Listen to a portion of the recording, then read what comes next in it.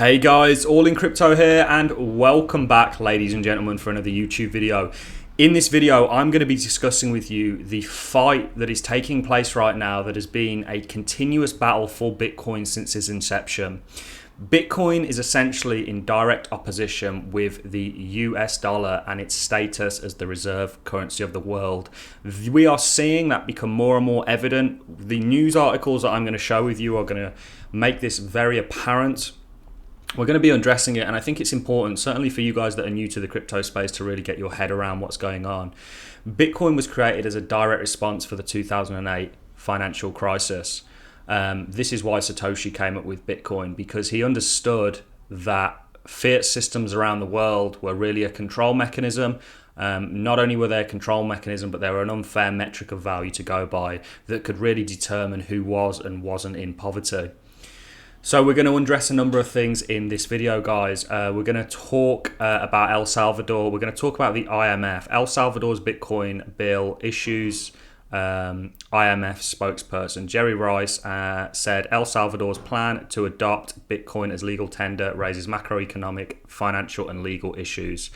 I don't really see why a country should have self-sovereignty over its policies. But this is really where the issue is, ladies and gentlemen. Any country, and most countries around the world have US denominated debt, don't really make their own monetary policies. They essentially get told by the biggest guy in the room what to do, and that is the US dollar and really the US. Who are the IMF? The IMF, the International Money Fund, IMF, is an organization of 109 countries working to foster global monetary cooperation, secure financial stability, facilitate international trade, promote high employment and sustain. So this sounds great, the goals and aims of what they're doing, but really they are a controlling body that is looking to really bring us to a global world,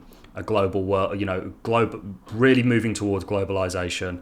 And Bitcoin really isn't about that, because the whole concept of Bitcoin is it's decentralized, whereas the IMF is really a central governing body that governs over what probably were at one point 190 sovereign countries. This narrative is going to continue to ramp up. Hospitals among the latest to suffer ransomware attack. We covered the ransomware attack. The FBI found a Bitcoin wallet hackers used to collect the ransom payment for the Colonial Pipeline. We played this video. Good afternoon, everyone. We could play it again, but we're not going to. So this is really, and also we know about China. China's Qinghai, that is definitely not how you pronounce that, province has ordered all crypto miners to shut down. This is going to continue. And the reason there is and we're going to talk about this individual here in a second, such a hardcore narrative against Bitcoin at the moment is because, the people in charge know that part of them being in charge is controlling the money supply. And they know that they've somewhat lost control of it, and now, whereas previously they didn't, they now have a real competitor, and that is Bitcoin. And like I say, I'm in Bitcoin not only because I believe in it, and that was really the main point, but because I ultimately also believe that it is going to outperform the US dollars. That's been true to date. Bitcoin has the US dollar has lost 99.89% of its value in comparison with the US dollar, and is going to continue to do so. And really, with all the inflation that's taken place to combat a crisis, you can really see what's going on here, and I don't think people understand this enough. I'm trying to stay as unbiased as I possibly can. I know I sound very biased towards Bitcoin and the whole freedom side of things, but that's because it's what I believe in, and ultimately I think you've got to stand on what you believe in. And I think there's a bigger plot at play here than you 10xing your money. I think there's a real struggle for control, essentially, that's taking place, and ultimately we'll see how this works out. But there's just so much, the empire strikes back. Inflation hits 5% while Elizabeth Warren goes after Bitcoin. Why? Bitcoin has got nothing to do with inflation.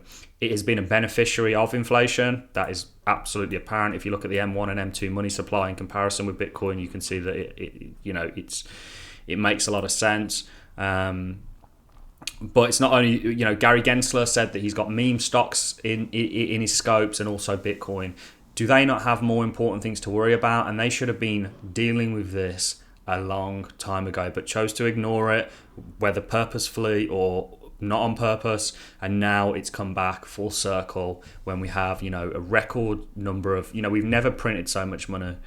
We printed more money in a year than we did in, I think, like 2 centuries. You know, it's crazy what is going on right now, guys. And what people don't really understand is, you know, by them printing money, if you get paid in a wage, if you get paid, and this is what really probably one of the main reasons, and Stoshi obviously clearly understood this, and that's why he created Bitcoin. If you get paid in a wage, if you hold your value in the US dollar or any fiat system that has printed money, essentially what happens is you get poorer without doing anything, because of the actual buying power and the value that that money holds. And we always speak about the fact that, you know, fiat is only one metric to weigh up value. There's plenty of other ways that some of them are, I think, are more useful. The value that money actually holds has become significantly less. That's been the case continuously. You know, the CPI is around about 3%. I think it's a lot higher than that, and that's just a stat that they largely manipulate to put out and let you know that everything's okay. But ultimately, this is, you know, it's been doing that at the kind of rates they give you. Now it's at 5%, when really I think it's more like 10, 12%. I mean, if you look at how much money they've printed in retrospect with what they already circulating supply was, it's huge, guys. And they're just trying to keep a lid on it. And how they're doing that is essentially by attacking Bitcoin at this point, and saying, you know, even though Bitcoin isn't the problem here, inflation is, and governments being irresponsible.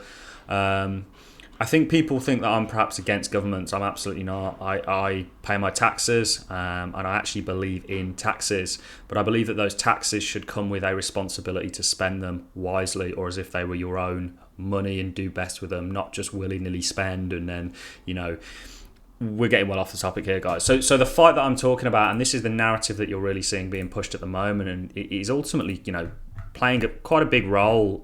You know, we saw it with Tesla and them coming out and saying that they didn't want to accept Bitcoin. Not that anybody was buying Tesla with Bitcoin anyway, but accept Bitcoin as payment for Teslas. They had to do this essentially because the people above them came out and said, look, we'll cut your carbon credits if you do that. And we know Tesla make a lot of money from carbon credits. I've done a lot of digging into Tesla. It's a shame, really, because I did really like Elon Musk until his involvement. And it's in some ways still do like the guy. But I think his involvement in the crypto space has been really immature.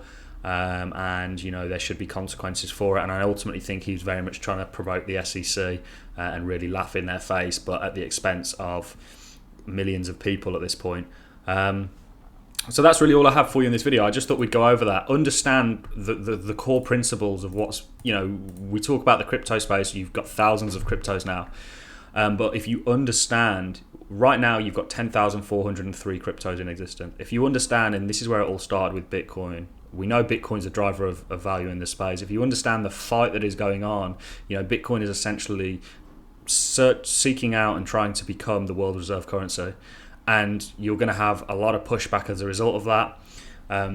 But, you know, I think that a lot of companies, a lot of countries are going to have no choice other than to come out and accept Bitcoin.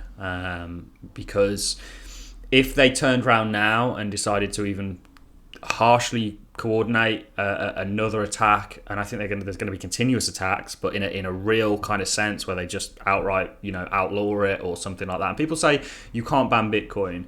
Let me tell you right now, ladies and gentlemen, you absolutely can. If a country decided to ban Bitcoin, that would be devastating for the price. Yes, we know that you can go against that and you could still run a node, you could still transact, you know, you could use a number of, you know, something beginning with a V and ends with a P. Ends with an M. You know, there's ways you could get around it, but it would be devastating. But what they'd be doing by doing that would be showing their true colours. So, like I say, the main point is that, you know, we're going to have a lot of pushback from the kind of already legacy system, the establishment. That, you know, we'll see how this plays out. Gary Gensler's now looking into it. He should have been looking into it from the start. I mean, Gary Gensler I actually thought was going to be, and he's the Security and Exchange Commission chairman. I actually thought he was going to be very bullish for crypto because he actually used to teach blockchain. He used to teach blockchain at MIT, which is a very prominent technological university in the United States. So we'll see what happens, guys. Ultimately, I just wanted to make sense of what's happening right now. There's a narrative being drummed up that, Bitcoin's bad and it's only used for illegal things, even though we know the US dollar factually is the most used currency in the world for illegal activities. So we'll see what happens, guys. China, isn't it funny how all these countries have kind of come out, all these big sort of superpower countries have come out and they've gone. There was actually an article about Russia not using the US dollar. So, we're getting way off topic, guys. We're going to get a little bit too down the rabbit hole if I continue. But I just wanted, and this is important for people that follow the channel to know where I come from, the kind of beliefs that I'm standing upon, and I'm very much behind Bitcoin. I believe in what it's trying to do. I think Satoshi. I almost think it's a bit of divine intervention there with the individual, because he's been very much spot on so far. And, it is what it is, guys. That's all I have for you in this video, ladies and gentlemen. I'm going to love and leave you on that note. I just thought it's important to kind of tell you exactly what's going on here. Essentially, it's a fight between power structures. It's a fight between the people that have power for them to try and maintain and keep it. And is that wrong? If you had, really think about it, if you were in power, you would have a vested interest in probably making sure that you stayed in power. And a rival that came up against you, you would probably try and knock down, if that makes sense. So human nature, I think, is at play here. So that's all I have for you in this video, guys. I'm going to love and leave you on that note. Hopefully I'll see you all in the next one. If you've enjoyed the content, a like is always appreciated. So is a comment. Get subscribed to one of the fastest growing YouTube channels out there, and I'll see you all in the next one, ladies and gentlemen.